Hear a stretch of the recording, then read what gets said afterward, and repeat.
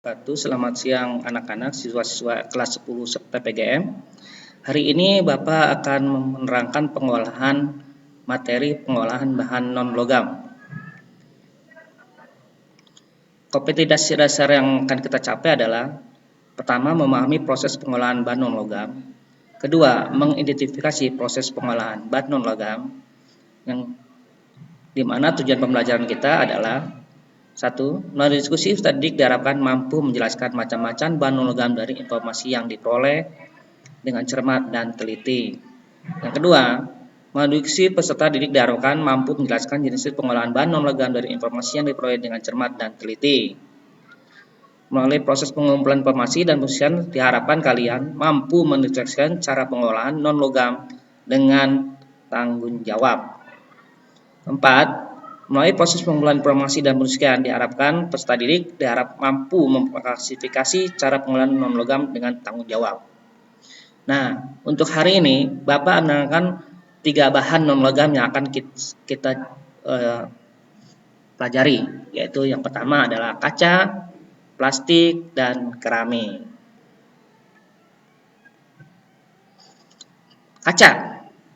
Kaca adalah material padat, bening, transparan, dan biasanya bersifat rapuh, dan biasa kita temui dalam kehidupan sehari-hari di sekitar kita, ya. Nah,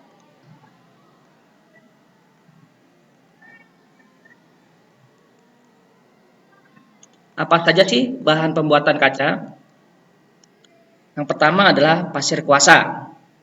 Pasir kuasa adalah bahan pasir pembuat kaca yang mana mengandung kuarsa yang sangat murni, di mana kandungan kacanya tidak melebihi 0,45% untuk gelas kaca pecah belah dan 0,015% untuk gelas optik. Karena kaca yang terkandung pada pasir kuasa ini menentukan warna dari kaca tersebut. Lanjut ke soda. Soda ini berasal dari soda abu padat yang dinamakan dengan bikarbonat. Lanjut ke felspar. Felspar ini adalah bahan utama juga pembuat kaca, digunakan untuk menurunkan titik cair kaca dan memperlambat terjadinya divertifikasi. Apa tuh divertifikasi? Adalah proses hilangnya sifat tembus cahaya dari kaca akibat penghamburan. Borak yang biasanya sebagai bahan pengawan makanan yang sangat beracun ini digunakan untuk bahan pembuat kaca juga, di mana borak itu berfungsi sebagai menurunkan sifat ekspansi dan menaikkan ketahanan dari kaca tersebut terhadap aksi kimia. Lanjut ke kerak garam. Kerak garam digunakan untuk membersihkan buih-buih pada tanur tinggi dan menghilangkan gelembung-gelembung dalam kaca.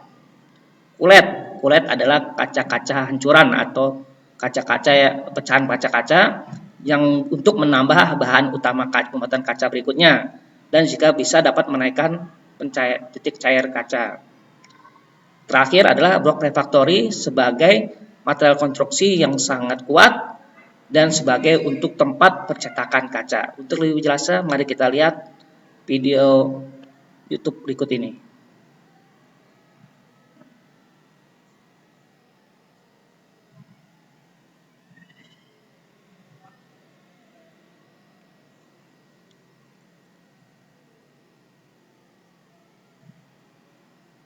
Hai guys, balik lagi di channel kesayangan saya tentunya. Tahu dah tuh kalian sayang apa enggak?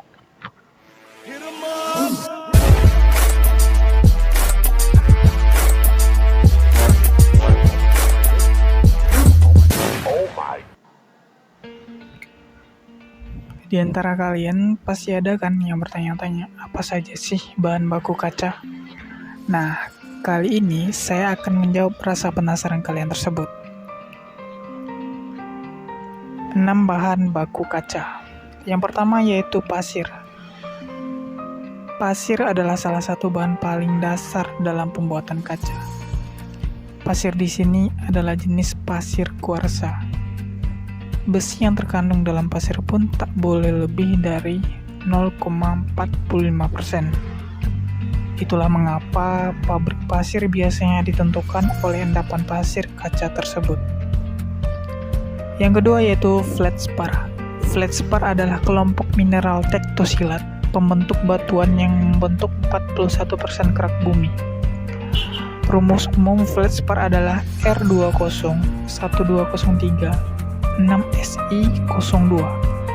Feldspar yang sering digunakan untuk industri kaca adalah feldspar sebagai sumber A1203 karena mudah dilebur dan harganya terjangkau.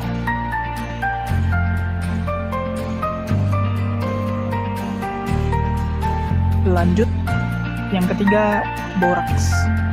Selain digunakan untuk bahan baku campuran bakso, Awalnya sih saya coba-coba, terus karena keuntungan dari penghasilan banyak, ya berlanjut. Emang sudah berapa lama? Sudah 4 tahun Pak. Gak pernah ada yang curiga tuh sudah selama itu. Ya puji Tuhan, sampai sekarang banyak yang gak sadar. ternyata boraks juga digunakan untuk bahan pembuatan kaca. Boraks mampu membuat kaca tahan akan reaksi kimia. Yang keempat yaitu garam. Di sini industri kaca tidak menggunakan garam dapur ya, gengs. Garam yang digunakan yaitu kerak garam, di mana garam tersebut tidak mengandung yodium sebagai bahan tambahannya. Kerak garam mampu disinyalir membersihkan buih yang mengganggu di tanur tangki. Yang kelima, kulit. Kulit adalah bahan serpian kaca yang terbuat dari limbah kaca. Bahan ini digunakan sebanyak 10% hingga 80% sebagai bahan utama pembuatan kaca. Yang terakhir yaitu blok refraktori. Blok ini biasanya terbuat dari pasir dan dicetak sesuai kebutuhan. Nantinya digunakan untuk mencetak bentuk kaca yang diinginkan. Nah, itulah tadi keenam bahan baku dasar dalam pembuatan kaca yang selama ini kalian pakai untuk bercermin dan lain sebagainya. Semoga bermanfaat ya. Terima kasih. Ya, bagaimana siswa-siswa? Mudah-mudahan sekarang sudah agak paham ya tentang bahan pembuat kaca. Mari kita lanjutkan lagi materi berikutnya. Nah, langkah pembuatan kaca. Pertama adalah transportasi bahan baku. Kemudian pengaturan ukuran bahan baku. 3. Penimbunan bahan baku. 4. Pencampuran bahan baku. Lalu pengolahan dan reaksi pembentukan kaca. Lanjut, penghematan kalor, pembuatan bentuk, penyaringan, dan penyelesaian produk. Nah, cara pembuat kaca. Pembuatan kaca menggunakan tanur kriuk. Nah, ini bisa kita lihat bagannya ya. Di sini menggunakan dua tanur regenerasi yang mengalami 2 siklus, di mana semua bahan baku di sini akan ditimbang terlebih dahulu melalui penimbang. Kemudian setelah seimbang, maka lanjut ke tanur peleburan. Di sini semua bahan baku itu akan dilebur menjadi satu pada suhu yang tinggi yaitu 1425 derajat Celcius.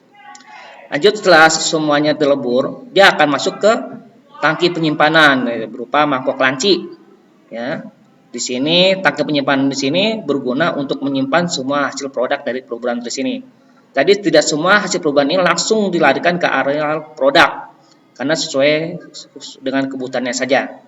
Nah, di mangkok lancip ini, di tangki yang berikutnya ini yang kedua, di sini adalah hasil perubahan akan mengalami penurunan suhu. Nah, agar tidak terjadi penurunan suhu yang sangat drastis, maka ini akan dialirkan gas pemanas dari bawah agar dijaga suhunya tetap di atas 1000 derajat Celcius.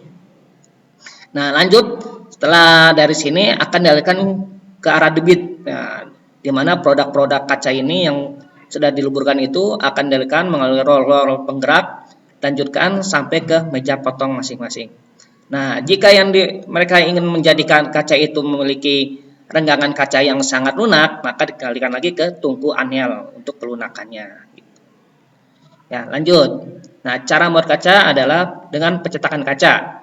Bisa menggunakan mesin atau cetak tangan. Di sini kita contohin adalah blok refraktori yang tadi sebagai konstruksi kaca untuk pencetakan kaca.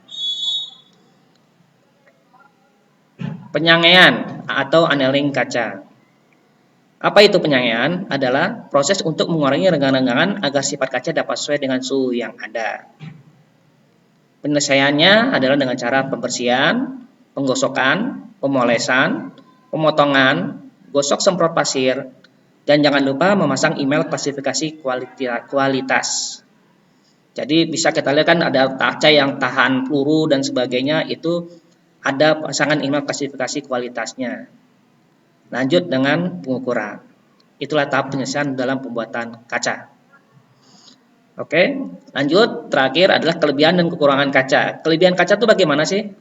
Tahan dengan bahan kimia, yaitu dengan adanya borak tadi ya. Lanjut, mudah dibersihkan, tahan abrasi, menambah keindahan. Nah, itu salah satu beberapa kelebihan dari kaca. Kekurangannya adalah mahal dan berat dari plastik. Yang kedua, perawatan membutuhkan biaya yang lebih. 3, mudah pecah, itu pasti ya. Inilah kelebihan dan kekurangan dari kaca. Mungkin sekian dari dulu ini materi dari kaca dari saya.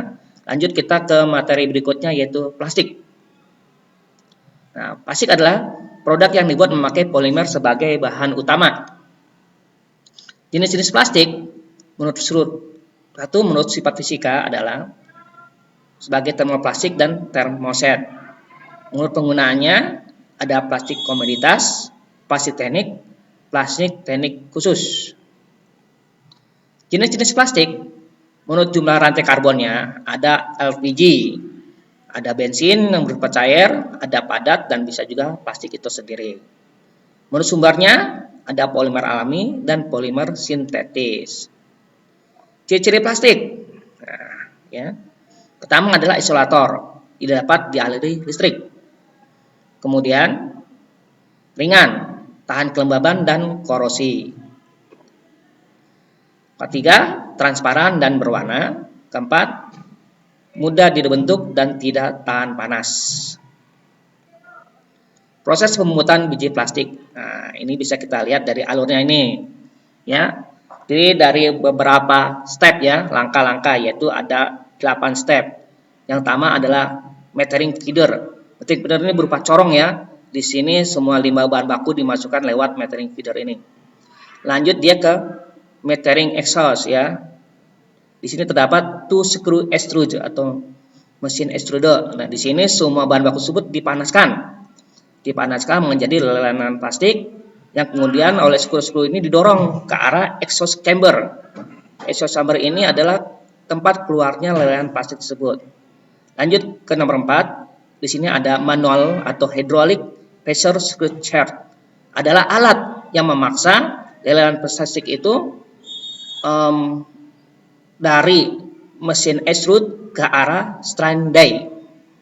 Nah, di strain die ini terdapat alat yang dimana ukuran plastik yang awalnya berupa gumpalan-gumpalan dengan ukuran besar dikecilkan di strain die menjadi bagian-bagian yang lebih kecil. Nah, lanjut ke water tank. Water tank berguna untuk mendinginkan lelehan plastik tersebut yang sudah lewat dari strain die. Nah, terakhir ke air kenep. Air kenep ini adalah alat pemotong dari udara, yaitu bisa berupa mini plastik yang ada di sini dipotong-potong oleh air kenep. Terakhir ke strain valiser sebagai tempat penyimpanan biji-biji plastik yang telah jadi. Ya, inilah 8 langkah proses pembuatan biji plastik.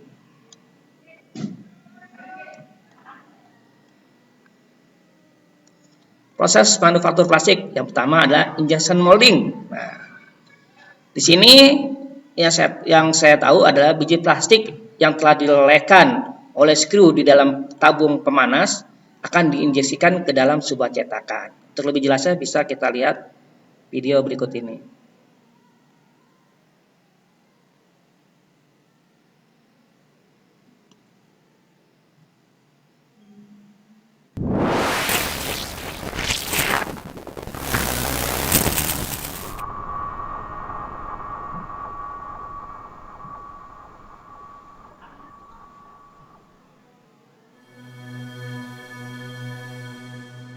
Ya, prinsip dari injection molding ya.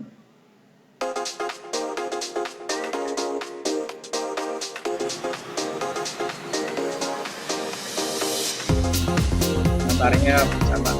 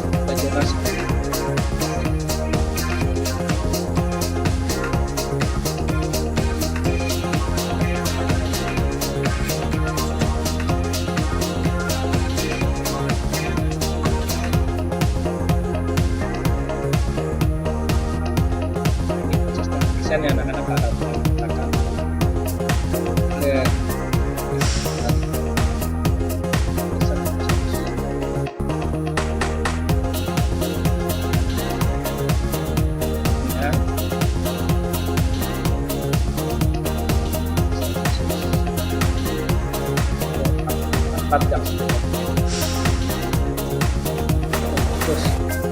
Terus lanjut serapannya sampai tambangnya selesai. Ya, jelas anak-anak ya tentang injection molding. Kita lanjutkan ke yaitu ekstruksi. Nah, ekstruksi ini sama. Nah, adalah proses manufaktur plastik juga, di mana biji plastik yang telah dilelehkan oleh skru atau skrup dalam tabung panas akan ditekan lewat orifice, suatu orifice. Nah, nanti akan menghasilkan penampang yang seragam. Itu proses ekstruksi. Bisa kita lihat penggambaran lewat animasi berikut ini.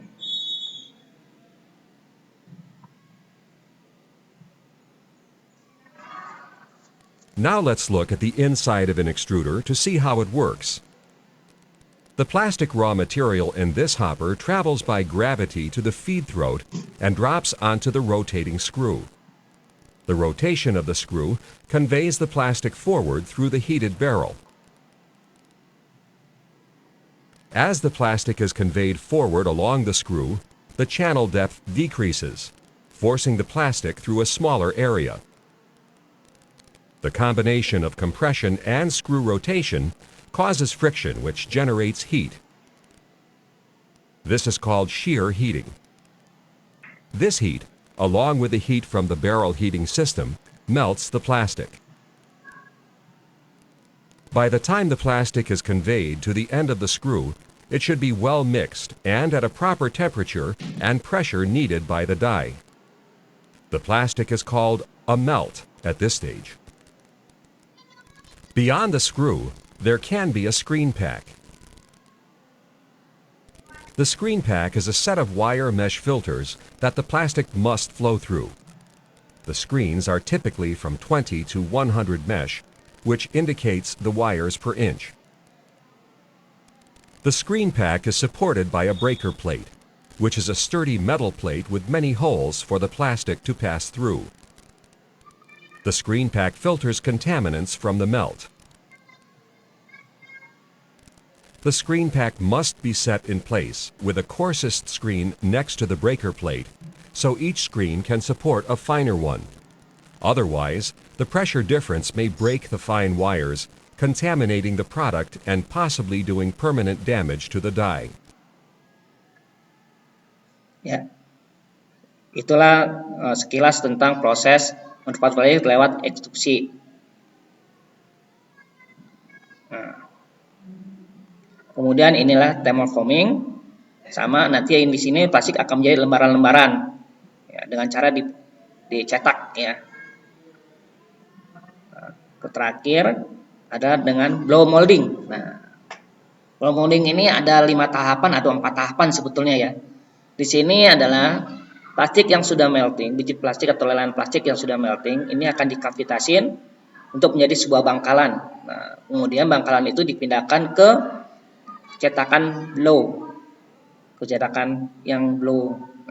Nah, kemudian ditiupkanlah udara segar sehingga bangkalan tadi akan mengembang dan menempati ruangan dalam molding tersebut. Nah, setelah jadi, kemudian didinginkan, barulah cetakan itu dilepas. Jadilah sebuah plastik. Nah, ini jauh lebih jelas ya anak-anak ya, untuk dengan cara ditiup lah, ibaratnya blow molding, cetakan tiup misalkan. Oke, sekilas itu gambaran materi plastik. Kemudian kita masuk ke keramik. Keramik adalah produk yang terbuat dari bahan galian anorganik non-logam yang telah mengalami proses panas yang tinggi. Jenis keramik ada keramik tradisional yang terbuat dari bahan alami yaitu kaurin dan kuarsa, keramik halus yang terbuat dari oksida logam. Nah, ini proses alur pembuatannya. Nah, di sini saya ambil adalah proses pembuatan dengan cetakan dengan menggunakan tangan yang kemudian diputar giling seperti ini. Oke, untuk lebih jelasnya kita lihat yuk video pembuatan keramik. Ini link-link pembelajaran yang tadi, nanti bisa kalian lihat untuk lebih jelasnya.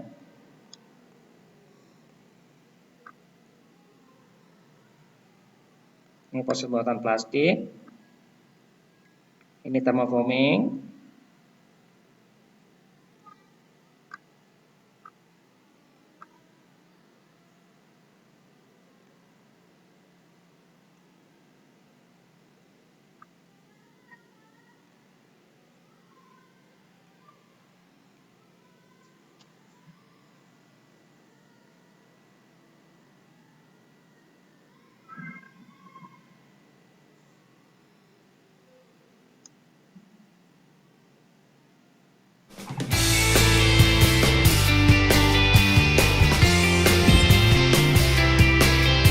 Pertama makanya lakukan dan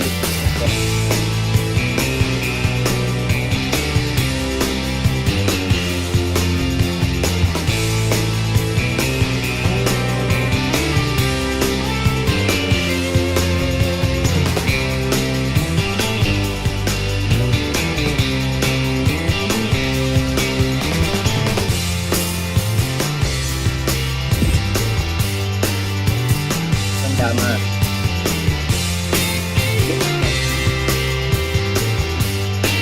Tadi berat buat cukup ya ikut lakukan.